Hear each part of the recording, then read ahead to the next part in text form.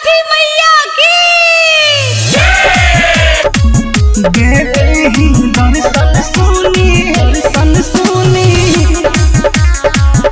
आदित्य गोसाइया। भोर भइल देखी बोले लागल कोयलिया। भोर भइल देखी बोले लागल कोयलिया। दे दीही दर्शन सुनी आदित्य गोसाइया। भूखल बा सभे दिवई होखी सहाइया। दे दीही दर्शन सुनी आदित्य गोसाइया। दे दीही दर्शन सुनी आदित्य गोसाइया। रोजे उगत रहिए बाबा सवेरे हो आज के दिनवा काहे कइनी इतना देरे हो। हाँ देरे हो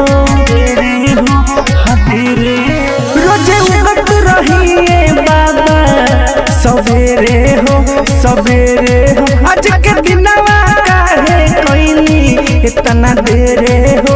हाँ देरे हो बिच मजे धार अटकल पार कदी नैया। दे दीही दर्शन सुनी आदित्य गोसाइया।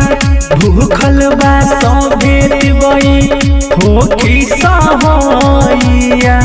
दे दीही दर्शन सुनी आदित्य गोसाइया। दे दीही दर्शन सुनी आदित्य गोसाइया। सब फलवा से दौरा सजा के जोरे जोरे हो। हाँ जोरे हो बटे असर लगा के बैठल भोरे भोरे हो। हाँ भोरे हो सब फलवा से दौरा सजा के जोरे जोरे हो। हाँ जोरे हो बटे असर लगा के बैठल भोरे भोरे हो। हाँ भोरे हो शिखर सारथी करे राउर सेवा कइया।